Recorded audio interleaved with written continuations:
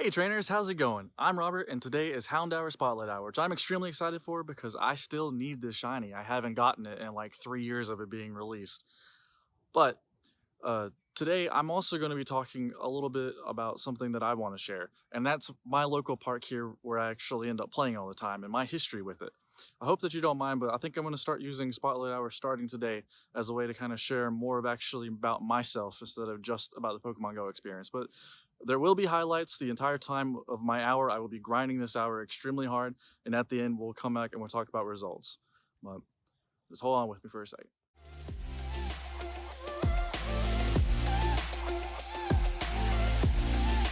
You don't need to be this charming to me. I just need this to be real. I don't need no fairy tale.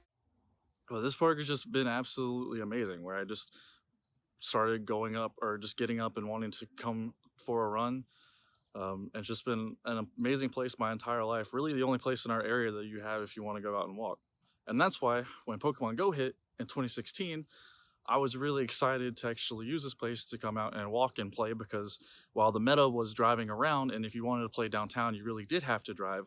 I just have never really been a fan of driving around to play Pokemon Go, even though I've been forced to for so many years. But the problem was, this park didn't have any Pokestops.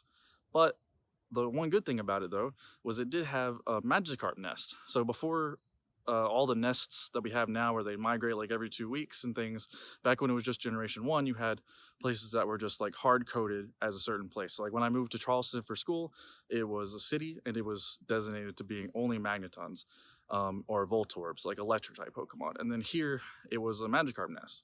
And what was great about the Magikarp nest was it would spawn other water Pokemon, but then more importantly, every day it would spawn one or two Dratinis, which is where this funny story I want to actually be able to tell was when I was in Charleston, stuck getting Magnetons all the time. My dad would get off of work because he ended up picking up the game too because I was playing the game and he wanted to have something more in common with me. He'd come off of work and I would always have to hear about all the Magikarps and then all the Dratinis that he got. And so when I came up here, I was always excited to try to get myself a Dratini.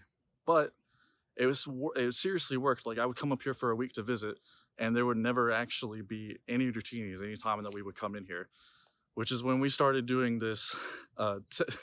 My dad came up with this technique where we would go to one of our Dratinis that we had in our storage, and you would just turn your volume all the way up, and you would start just spam clicking the Dratini and making it cry.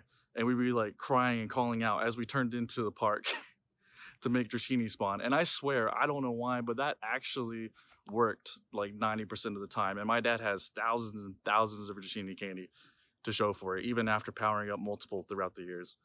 And it was just, even then, like when it didn't have any stops or anything, it was still worth walking around. The spawns have always been really good here. And the problem was also on top of the stops, and still is a problem, that the cell service is bad for most people.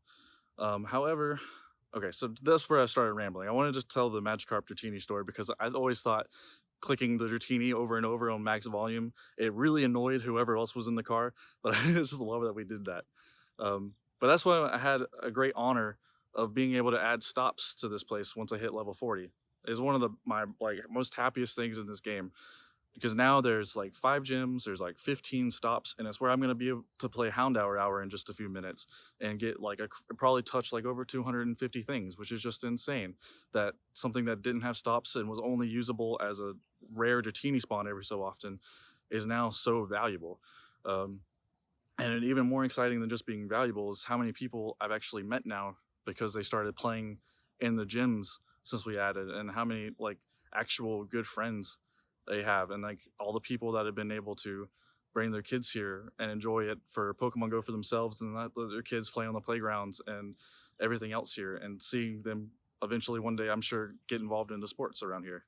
And it's just really, really, really cool. And it's just something that is probably my most proudest thing for Pokemon so far. I mean, I have so many 100%, I've been playing for years, and I can defeat raid bosses, so many of them in duoing. But creating this place has been absolutely amazing.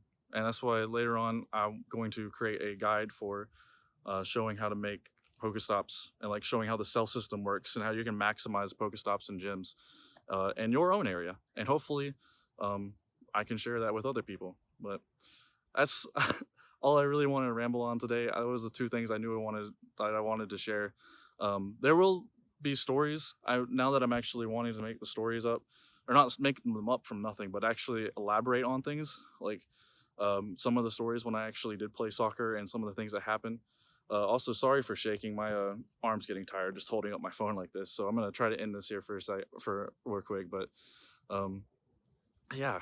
So I'm really, this is my favorite place to play, and it's the only place to play now that you don't have to drive around this area, which is just absolutely amazing without driving to another city 25 minutes away. So let's go check in and see how I'm doing with Houndour Hour. I need to sit down after that. That was an absolutely amazing spotlight hour, my best I've ever had.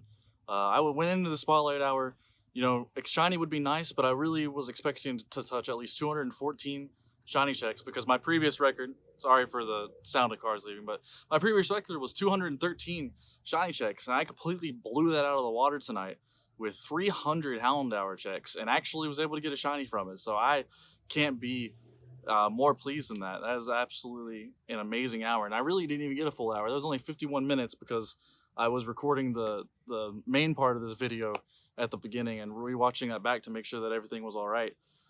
Oh man, so thank you for watching. I hope that you enjoy the idea that I'm going with Spotlight Hour. I want to share me and all my other videos. I kind of want to get more to the point, whether they be news videos or battle topic videos or whatever, and I don't want to waste people's time, but I think Spotlight Hour is something that I can envision myself in the future live streaming. We have enough people, and that's kind of the idea that I took with this, like just being more free with it. So thank you for watching. See you next time, trainer.